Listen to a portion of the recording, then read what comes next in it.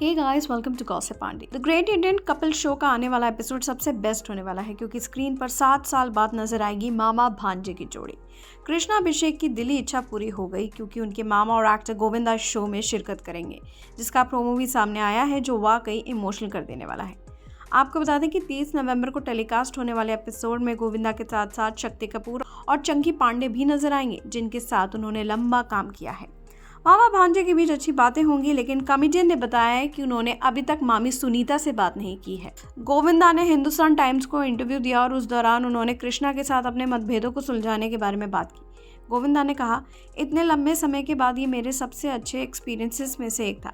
मैंने स्टेज पर भी बोला कि मेरे 7 साल का वनवास खत्म हो गया, अब हम साथ हैं और हमने खूब डांस किया और खूब मस्ती की। आपको बता दें कि पिछले महीने गोविंदा ने गलती से खुद के पैर पर गोली मार ली थी। अब वो एकदम ठीक है और अच्छे से चल फिर रहे हैं। हालांकि जब ये घटना हुई तो कृष्णा अभिषेक हॉस्पिटल नहीं जा सके क्योंकि वो बाहर थे, उनकी जगह कश्मीरा शाह गई थी।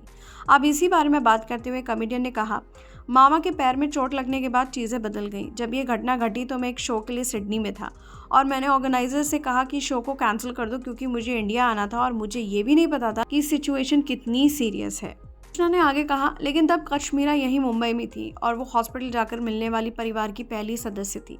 मामा उनके साथ अच्छे से पेश आए और उन्होंने आईसीयू में उससे कुछ देर बात भी की थी। खून के रिश्ते आखिर खून के रिश्ते ही होते हैं। मुझे पता था कि एक दिन वो ठीक हो जाएंगे। मैंने कभी नहीं सोचा था कि जब उन्हें गोली लगेगी तो ऐसा होगा। कृष्णा ने आगे कहा, मुझे खुशी है कि अब वो ठीक है और नाच रहे हैं, इसलिए अब लोगों को पता चल जाएगा कि उनका पैर अब ठीक है।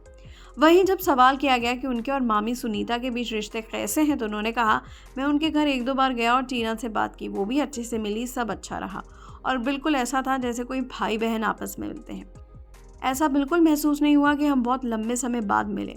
हालांकि मैंने अभी भी मामी से बात नहीं की है, लेकिन मुझे यकीन है कि वो भी ठीक हो जाएगा। कृष्णा ने कहा, मुझे लगता है कि वो पहले से ही ठीक है, वरना मामा शो पर नहीं आती क्योंकि मामी ही उनका सारा काम संभालती हैं और अगर उन्हें कोई समस्या होती तो वो शो या मुझे मना कर देती, लेकिन उन्होंने ऐसा नहीं किया और फिर जब मामा आए तो हमने डांस किया, मस्ती की, इसलिए मुझे यकीन है कि अब मामी 50% ठीक है। मैंने शो के दौरान मामी से माफ़ी भी मांगी क्योंकि मामा ने मुझसे कहा था कि मुझे नहीं, मामी को सॉरी बोलो।